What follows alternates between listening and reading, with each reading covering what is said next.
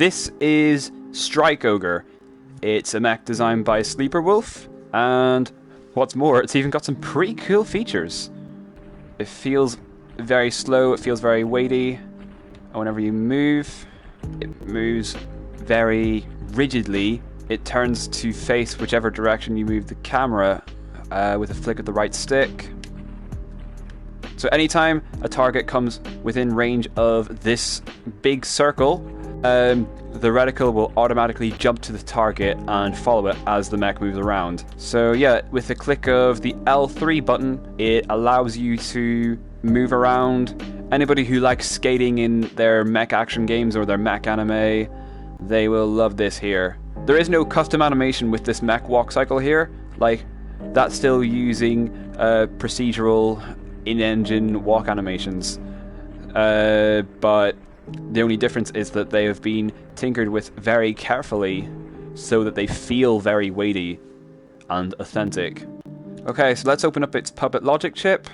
First, I want to discuss how the dash function is created, the little boost function that causes the mech to skate along the ground. This might look very intimidating here, but it isn't really. Just to see how important this little microchip is to the logic of the mech, we're just going to destroy it entirely. Yeah, so as you can see, the reticle's gone, the big circle's gone. Now it moves a little bit more like a default puppet. It's not locked to a single camera's perspective. You can rotate the right stick more freely than you can in the original puppet model. Let's try shooting something. Yeah, we can't even shoot anything at all. A little red marker still comes up when you come into proximity of the target, but we can't shoot anything. Even though we're in range of the target, the red tag is gone. Let's break some stuff further. What are all these NOT gates about? What are all these keyframes about? So you know what we're going to do, we're just going to break all the keyframes. Let's break stuff. Alright, they're gone. Now it's done very much the exact same thing actually, so it has. I know what the keyframes are for, but I still find it quite curious. The keyframes, which are usually used for animations, are included in a logic microchip. I mean, they're often usually included in logic microchips anyway, but like, it's not like this mech has a lot of unique animations or anything. We'll bring back our keyframes, and from here, it is pretty evident what the keyframes are being used for exactly. They turn on all these different NOT gates. This is what I find really fascinating about the way that Sleeper Wolf here has used NOT gates and keyframes to create logic. Because I mean, usually NOT gates are for when you want something to not happen. As you can see here, let's just take a general keyframe. Yeah, see, the keyframe is mapped to R3 here. So, yeah, whenever we turn this keyframe on, the NOT gate for R3 turns on. If we try and delete this keyframe here for the L3 NOT gate, we can't boost anymore. And why is that? Let's try and delete the appropriate NOT gate and see what happens.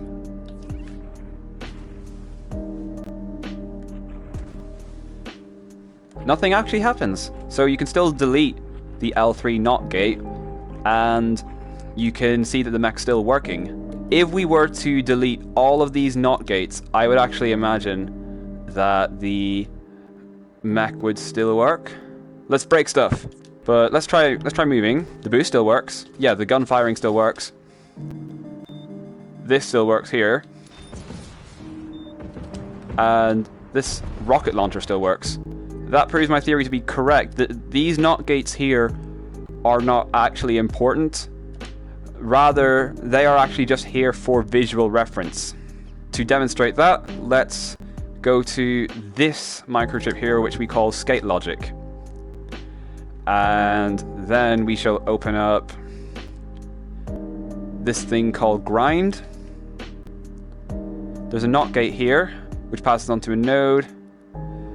And this is used in combination with L3. So as you can see here, the L stick microchip has a NOT gate, and whenever you turn this keyframe on, whenever you inspect the L3 keyframe, that turns on, which sends a signal to this selector gadget here, and then that turns the AND gate on, and this is where we get our dash logic. So if we were to delete this NOT gate, yep, we can't boost. So that's a really interesting thing about Dream's logic, is I don't think that NOT gates were intended for this use, but certainly this is a very easy way to understand like just how it works. Essentially, for all the button presses in the model, a keyframe is used to turn on a NOT gate, and that sends a signal through, allow the rest of the logic to be executed. We figured out how to turn on the dash, but we haven't really demonstrated how dashing actually works. So in order to demonstrate that, we actually need to turn on this here, called dash logic. Whenever dash mode is initiated by the selector, a node is passed through into dash logic. You got your boost animations here. These are essentially dictated by the different directions in which your mech goes, basically, depending on where you move the sticks. This keyframe here is for when you move the left stick forward, and generally maths is used essentially to convert the position of the left stick into transitions between each of these 4 keyframes for up, down, right, and left. So it seems that a keyframe is turned on called dash stance. It doesn't seem to actually keyframe anything on the object here, which is interesting. But if we were to just lower the body a bit, then the mech crouches now as we go into dash mode. There's another thing here called dash parameters. Interesting. And it turns on a NOT gate here. And it seems that a signal manipulator is used. I'm not really sure what that's for, actually. But you know what that means. It's time to break it.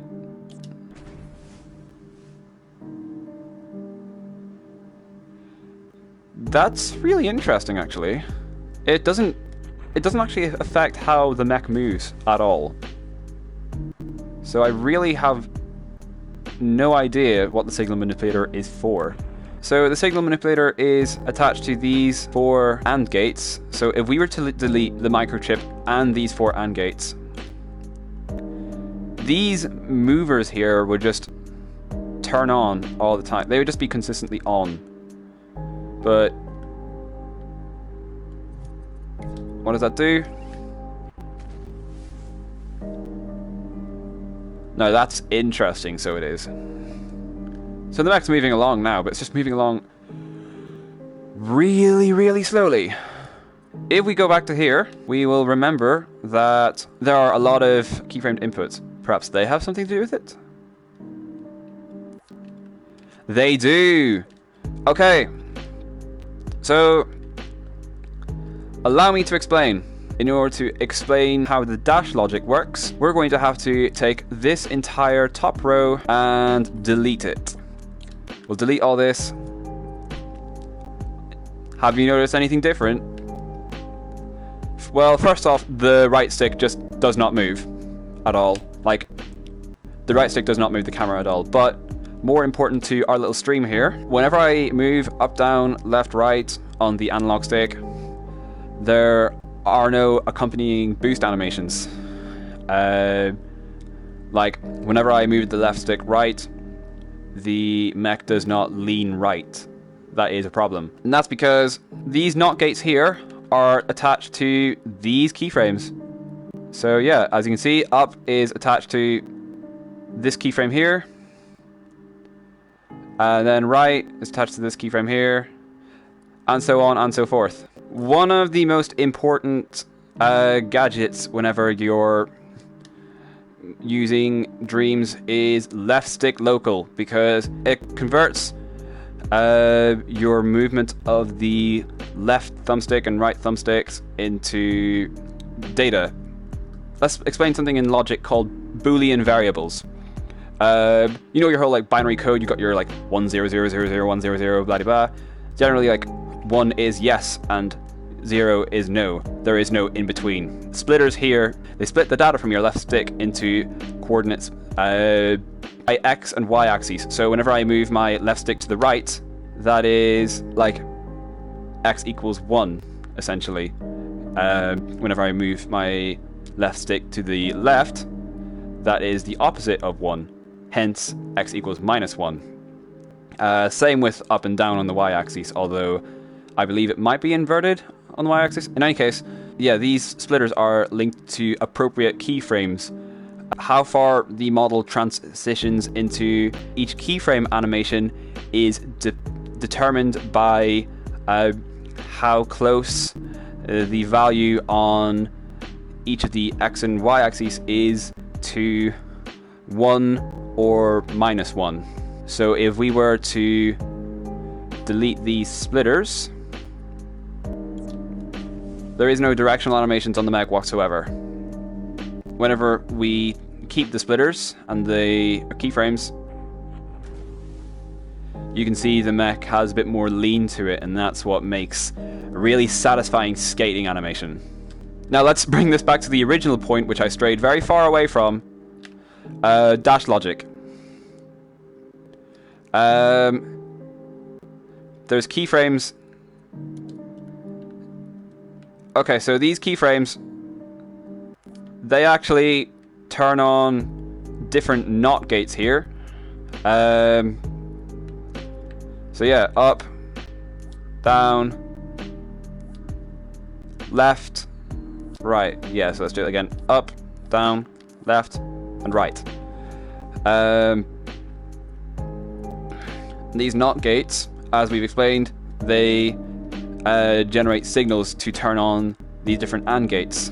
Yeah, so whenever this AND gate is turned on and the appropriate NOT gate is turned on, each of these movers is turned on, as is the appropriate keyframe. And as we can see, the keyframes look like this for the Mech. Interesting. The Mech starts glowing? I'm actually so confused. Maybe there's a bit of... Oh! I know exactly what it is. Yeah, this is smoke, essentially, coming from the Mech's thrusters. And that's part of the animation.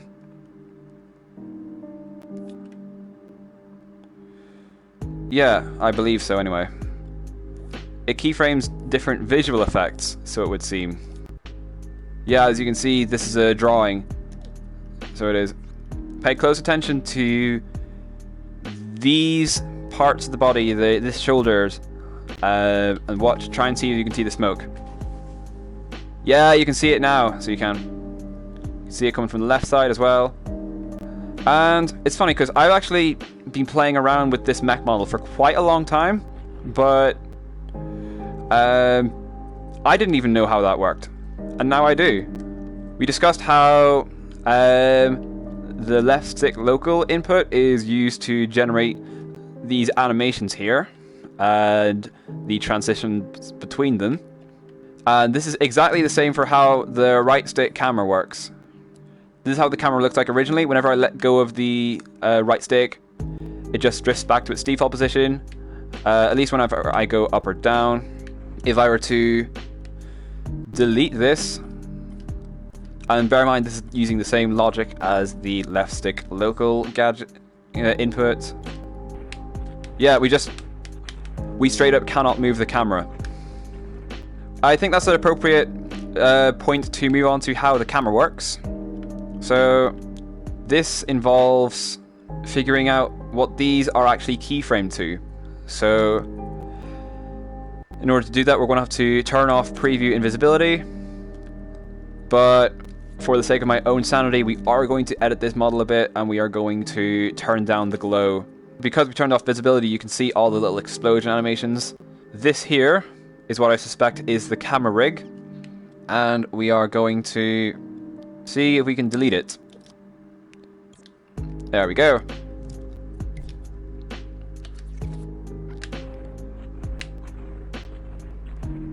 We literally just can't move the camera at all, but we can move this character here with the right stick. And I'm going to show how that works. Check out this keyframe here. Yeah, see that? This is what happens whenever the camera rig goes right, left,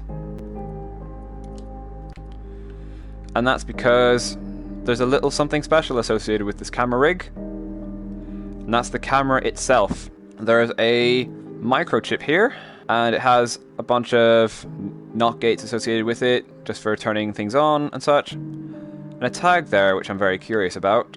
Whenever we move the right stick right,